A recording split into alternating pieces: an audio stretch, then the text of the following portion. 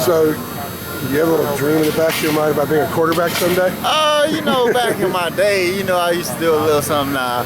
I always said, they asked me in high school to be a quarterback. I was like, nah, it's too much pressure.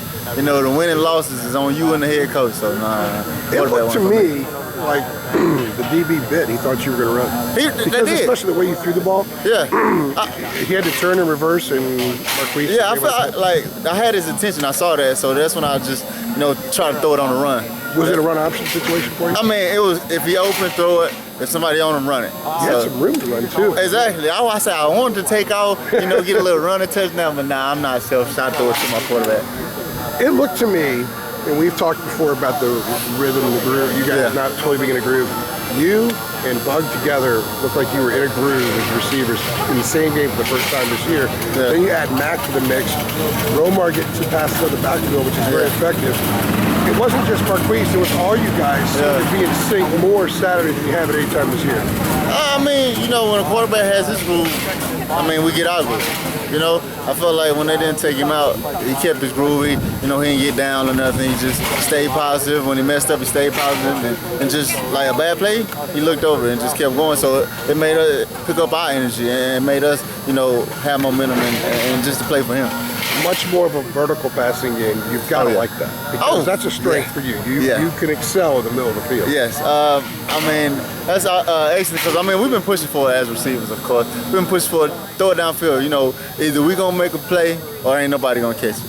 So I feel like they starting to trust us a little bit no more because we practicing harder and stuff. And they starting to make a push for vertical passing. The coaches say it's a matter of taking what you guys are given with what the options are. What is it that you guys do, one thing you do, that will open up the vertical passing game in the middle of the field a little bit? Well, I feel like, you know, handing it off to the running backs. Or conventional running? Yeah, or Queese, you know, taking off and running. The guys got to play up. That gives us a chance to get behind them and beat them deep. And with your size, with your hands. Yeah, exactly. So, I mean, with our size and hands and max speed and, you know, Queese trusts us. So he throw it up there and give us a shot. What does Georgia Tech do that can challenge your ability to play vertically and to do what you to break the rhythm that you guys seem to have got? Well, I mean, I see they like to press the outside a lot, so that might knock off the rhythm. You know, trying to win at the beginning of the route, so that might knock off the rhythm a little bit. It shouldn't if you don't get jammed up. But if you get jammed up, you do have options. Yeah, you do have options. That little dump to TJ and Ryan, exactly. Real well Clemson, and you guys have run it a few times. That would certainly open up. Exactly. So that's why I say if we do get jammed up, you know, we're not hoping to. But if we do got special backs that can make plays out the back. When you talk about being jammed up, is it similar to what Virginia Tech does? Somewhat, yeah. Is it? I know you guys were excited about that opportunity. Oh yeah, and you're struggling against Virginia Tech. Is this maybe more conducive to what you guys want to do? This kind of jam? I mean, what's the difference?